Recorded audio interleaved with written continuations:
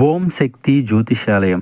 మీకు ఎటువంటి సమస్యలు ఉన్నా పేరు, ఫోటో చూసి జ్యోతిష్యం చెప్పబడును. తీరని సమస్యలకు ప్రత్యేకమైన హోమాలు చేయబడును. మీరు కోరుకున్న పనులు మూడో వ్యక్తికి తెలియకుండా చేయబడును. భార్య, భర్త, ప్రేమ, కుటుంబ, పెళ్లి, సంతానం, మీకు ఎటువంటి సమస్యలు ఉన్నా జ్యోతిష్యం చెప్పబడును. నాగదోషం తీయబడును. నాగబంధన, గుప్త నిధుల కొరకు గురువు గారిని సంప్రదించండి. గురూజీ అర్జున్ రాజ్. Phone number 8185066725. ఈ రోజున మేషరాశి జాతకులు, ఇలాంటి మనుషుల వలన మీరు మంచం పట్టక తప్పదు. ఏం జరుగుతుందో తెలుసా?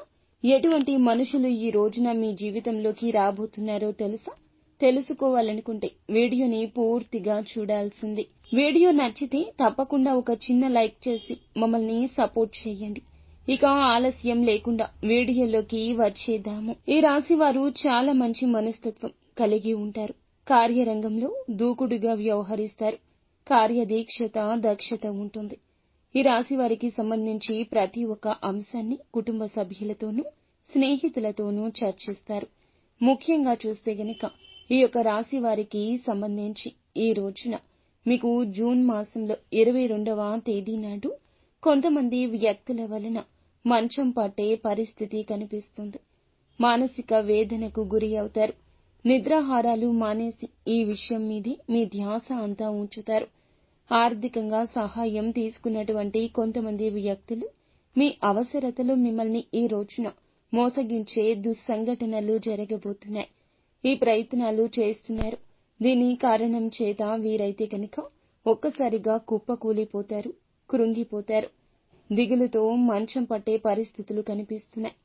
మీకైతే ఇటువంటి పరిస్థితుల్లో ఆందోళన ఎక్కువ ఉంటుంది. ఇటువంటి పరిస్థితుల్లో శివ భగవానుడే చక్కటి మేలు చేస్తాడు. మీరైతే మీ మనసులో ఉన్న కష్టాన్ని ఆ శివయ్యకు మొరపెట్టుకోండి. ఇటువంటి మనుషుల కారణంగా మీకు ఈ రోజున ఖచ్చితంగా ఇటువంటి ఇబ్బంది ఎదురవుతుంది.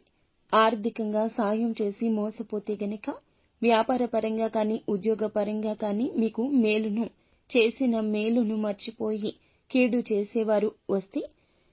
చేసేవారు ఉంటే గనక మీరైతే మీ యొక్క మనసులోని ప్రతి కష్టాన్ని శివయ్యకు మొరపెట్టుకోండి.